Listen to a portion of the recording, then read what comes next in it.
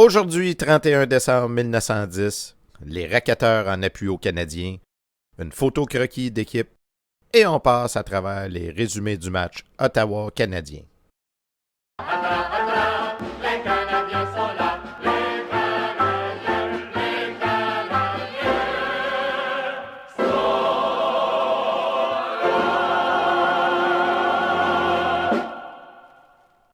Bonjour à toutes et à tous, bienvenue à la revue de presse du match du 31 décembre 1910, une présentation de Raconte-moi mes ancêtres.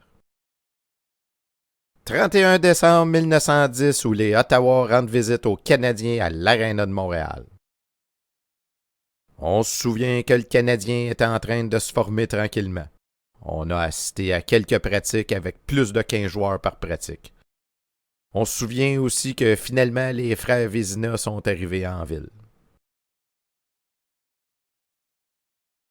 Entre-temps, qu'est-ce qui se passe dans le monde du hockey? Eh bien, le 27 décembre, il y a les racketteurs qui seront tous à l'aréna samedi. Faut se rappeler que jadis, la raquette fut un sport très populaire au Québec.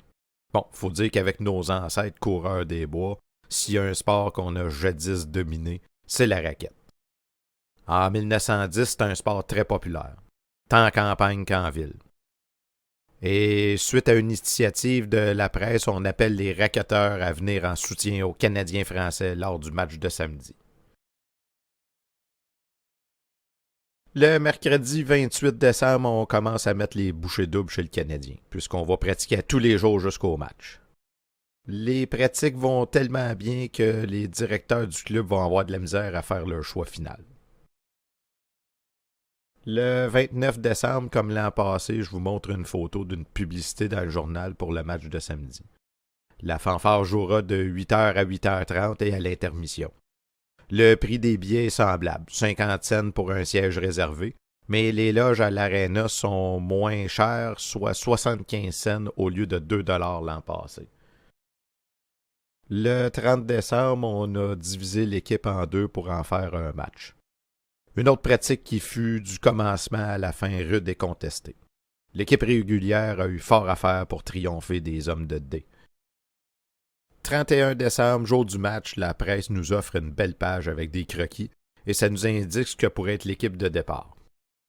Comme substitut, on a le Duc et Bernier, Dallaire au centre, Skinner Poulain à gauche, Payan à droite, Lalonde Rover et capitaine, Pitre au couvert pointe, Jack au point et finalement Georges Vézina dans les buts.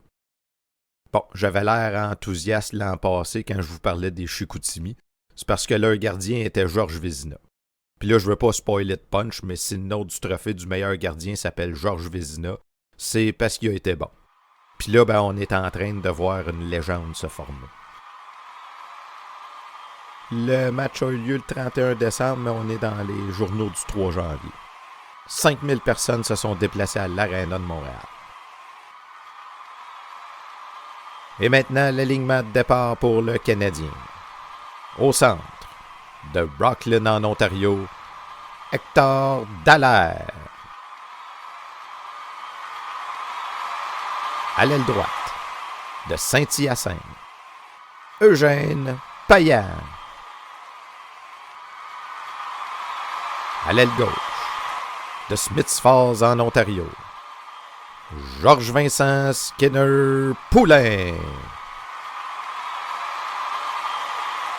Au cover point, de Salaberry de Valleyfield, Didier Cannonball Pitt.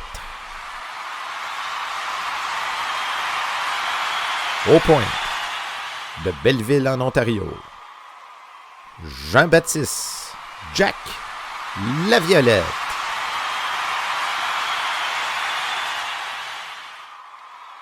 Dans les buts, anciennement des Chicoutimi, Georges Vézina.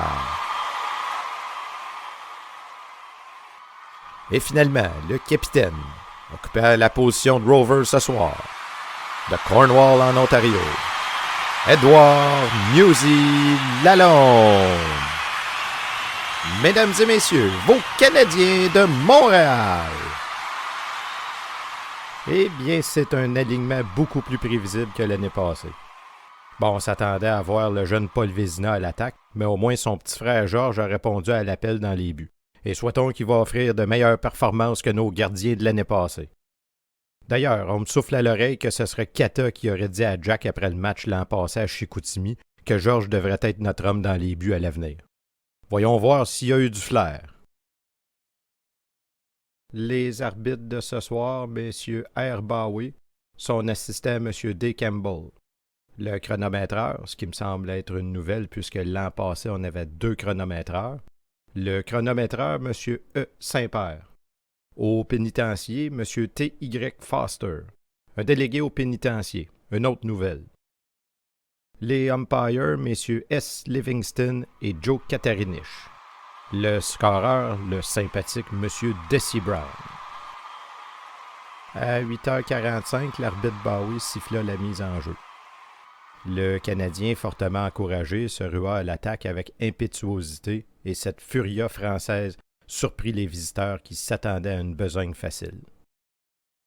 Pete Green ne tarda pas à embaucher son mégaphone et les commandements de toutes sortes furent donnés à ses équipiers. Aux satisfactions, aux surprises. Le Canadien était tenace. Ses joueurs mettaient en échec avec rapidité et précision au point que M. Sparks échappa cette exclamation. This team has the making of a champion. Le premier point enregistré le fut par les hommes de Percy Le Sueur après un face-en-face début de Vézina. Les équipes de valeur s'affirment toujours dans des circonstances adverses. C'est ce que fit le Canadien lorsque le jeu recommença. Les Ottawa furent acculés sur leur but et Le Sueur dut se multiplier et utiliser toutes les ressources de sa vieille expérience pour épargner une défaite au club dont il est le capitaine. Durant les 3/4 de la joute, les visiteurs se tinrent sur la défensive au point que le Canadien termina la deuxième période à l'avantage par un score de 3-2. Malheureusement, Poulain se fit expulser pour 10 minutes avant l'expiration du deuxième quart pour avoir lancé son bâton dans les jambes de Walsh au moment où ce dernier se préparait à tirer dans les buts de Vézina.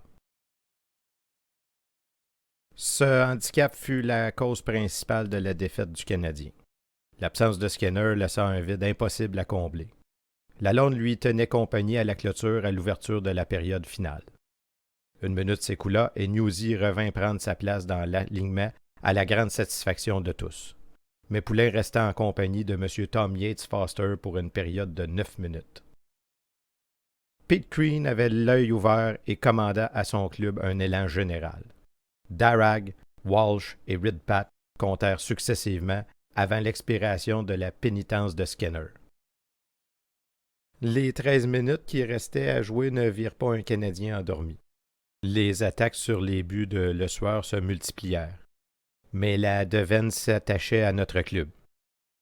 Percy arrêtait tout ce qui se présentait et le gong sonna à la fin de la joute à la grande satisfaction des Ottawa qui commencèrent à donner des signes de détresse. Le Canadien avait éprouvé un échec honorable dans sa première partie de ligue. Eh bien, content d'apprendre que les racketteurs ont répondu à l'appel. 5000 étaient du nombre qui ont assisté à cette honorable défaite. Bon, faut dire que les Ottawa, on le sait maintenant, c'est un des meilleurs clubs de la Ligue. Le prochain match a beaucoup piqué ma curiosité puisque pour la première fois, le Canadien va jouer à Québec, contre les Bulldogs cette fois-ci. J'imagine que je suis pas seul à vouloir savoir si le Canadien a gagné la première fois qu'ils ont joué à Québec. Eh bien, pour le savoir, c'est dans une prochaine vidéo où le Canadien affronte les Bulldogs de Québec le 7 janvier 1911.